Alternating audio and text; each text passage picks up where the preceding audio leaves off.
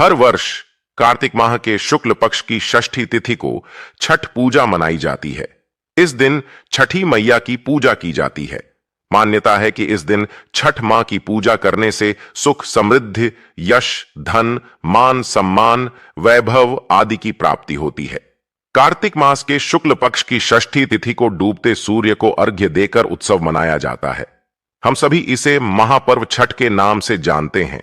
वैसे तो छठ पर्व की शुरुआत चतुर्थी से ही नहाय खाए की परंपरा के साथ हो जाती है और फिर खरना, उषा अर्घ्य और सांध्य अर्घ्य के साथ यह त्योहार अब पूरे देश में और कई जगह विदेशों में भी धूमधाम से मनाया जाने लगा है। इस व्रत में भगवान सूर्य की आराधना पूरी लगन और निष्ठा के साथ की जाती है और छठी मैया का यह पर्व पूरी श्रद्धा के साथ मनाया जाता है। मान्यता है कि इस व्रत को करने से आपकी संतान सुखी रहती है और उसे दीर्घायु की प्राप्ति होती है। वहीं छठी मैया निसंतान लोगों की भी खाली झोली भर देती है।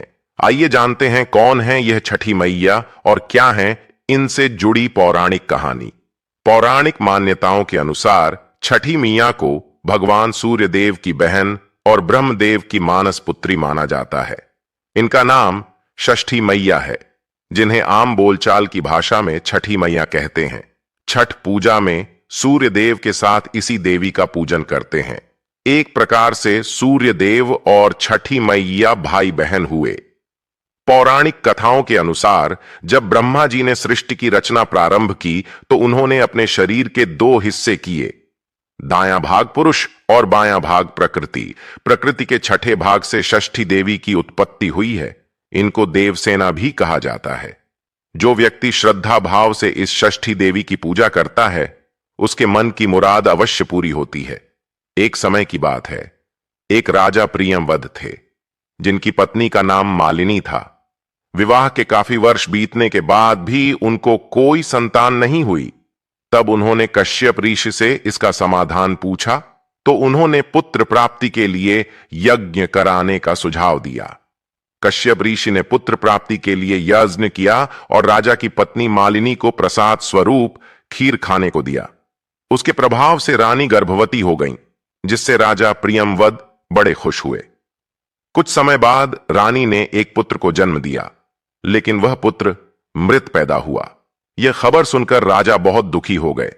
वे पुत्र के शव को लेकर श्मशान गए और इस दुख के कारण अपना भी प्राण त्यागने का निश्चय कर लिया। जब वे अपना प्राण त्यागने जा रहे थे तभी देवी देवसेना प्रकट हुई। उन्होंने राजा प्रियंवद से कहा कि उनका नाम षष्ठी है। हे राजन, तुम मेरी पूजा करो और दूसरे लोगों को भी मेरी पूजा करने को कहो। लोगों को इसके लिए प्रेरित करो। देवी देवसेना की आदेशानुसार राजा प्रियंवद ने कार्तिक माह के शुक्ल पक्ष की षष्ठी तिथि को छठ पूजा की। उन्होंने यह पूजा पुत्र प्राप्ति की कामना से की थी। छठी मैया के शुभ आशीर्वाद से राजा प्रियंवद को पुत्र की प्राप्ति हुई। तब से हर साल कार्तिक शुक्ल षष्ठी को छठ पूजा की जाने लगी। जो व्यक्ति जिस मनोकामना के साथ छठ पूजा का व्रत रखता है और उसे विधि विधान से पूरा करता है, छठी मैया के आशीष से उसकी मनोकामना अवश्य ही पूर्ण होती है। लोग पुत्र प्राप्ति और संतान के सुखी जीवन के लिए यह व्रत रखते हैं। माना जाता है कि महाभारत काल में महारानी द्रौपदी और पांडवों ने भी अपना इंद्रप्रस्थ राज्य को वापस पाने के लिए छठ पूजा की थी। जो भक्त व्रत रखते हैं उन्हें व्रती कहा जाता है। छठ परिवार के सदस्यों की समृद्धि और खुशहाली के लिए मनाया जाता है। जय छठी मैया।